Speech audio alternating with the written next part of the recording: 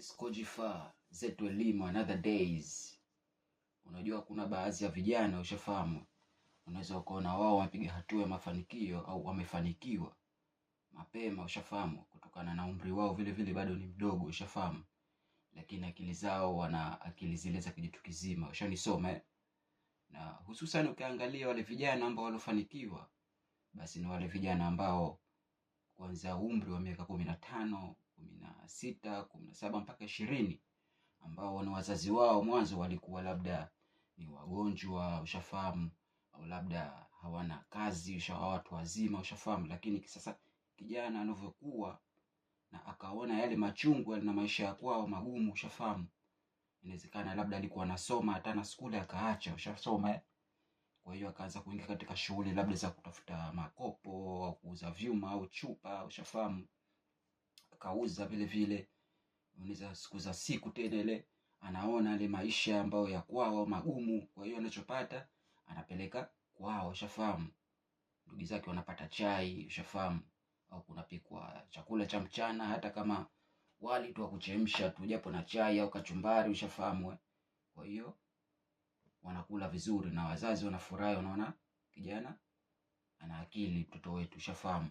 Kwa hiyo yule mtoto anavyokuwa au kijana anavyokuwa, baadaye yule anaona maisha watu wengine kule nje wanafanikiwa, wana nyumba, wana usafiri, wana biashara, viduka nini ushanisoma.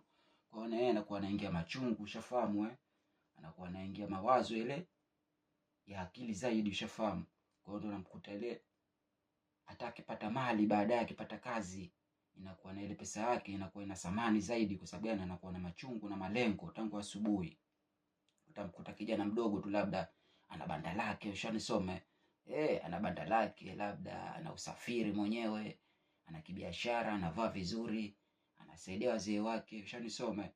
Na vile vile ile unamkuta ametulia kiakili, kwa sababu gani? Tayari yale maisha ameyasoma tangu asubuhi ushafahamu. Mtu mwenye malengo, mwenye machungu, yani tofauti na baadhi ya vijana wengine bado hajashtuka. Utakuta mtu kijana anapata pesa, lakini anaona hizo pesa ni ndogo, hazitoshi ushafahamu. Utamkuta yeye ananunua maguo tu ya kuvaa tu ovyo ovyo, au kuna maskani kulewa nini ushanisome, wana rafiki zake pamoja, labda kuvuta mabangi, mapombe nini, miziki ushanisoma. Kwa hiyo anapoteza ile mzunguko wake wa maisha baadaye.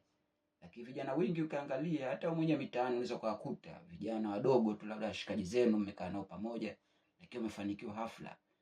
Na wengine vile vile unaweza kukuta labda wanafanikiwa udogoni ushanisoma, labda maisha yao yako mazuri kwao, wale ni upande mwingine, wale wamepewa.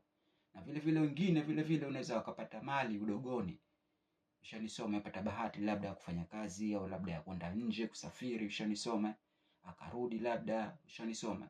Kwa hiyo anaweza kapata mali, lakini sasa wazazi wake bado wana nguvu ushanisoma, alikuwa anakula kwao, analala vizuri, kila kitu fresh ushafahamu, lakini yeye amepata mali. Sasa akipata mali inakuwa ni vigumu kwake yeye, kwa sababu gani? Hana ile machungu tangu mwanzo. Anaweza hata ile mali au pesa zile akaharibu, akatumia ovyo tu ushafahamu, akafanya mambo ya vijana ushafahamu. Najua vijana leo mara wavae, mara wajionyeshe hivi, marafiki wa ajabu ajabu ushanisoma, anaweza kafilisika. Lakini yule sasa wazee wake hali ngumu, hali duni, tabu, chakula, chai ushafahamu. Kwa hiyo akipata mali anakuwa ana akili, kwa sababu tayari ile mafunzo ya elimu ya maisha ashapata. Anajua nikipata hichi nifanye kitu cha maana, kama kununua kiwanja ushanisome, au kama kutengeneza biashara yoyote ushasoma, kama hivyo yani.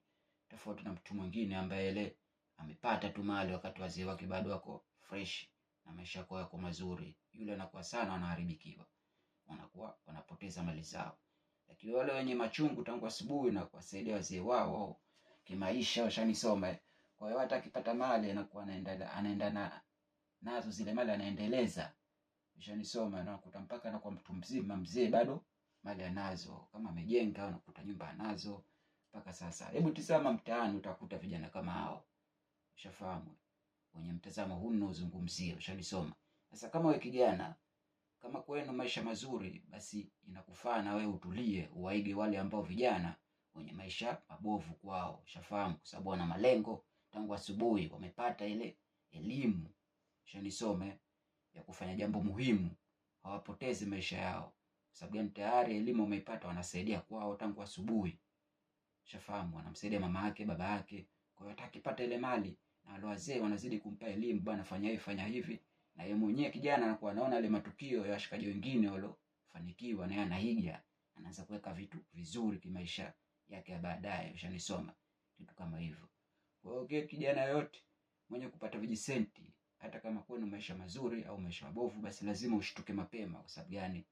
Umri wa kijana unakwenda kufika miaka 40 au 50, kufanikiwa ni ngumu kwa maisha ya kwetu sasa hivi, hususan Afrika, hususan huko maisha ya kwetu ya mzunguko au duniani kote.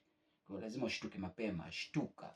Zetu Elimu, Kojifa, stay focus man, usipoteze. Yeah.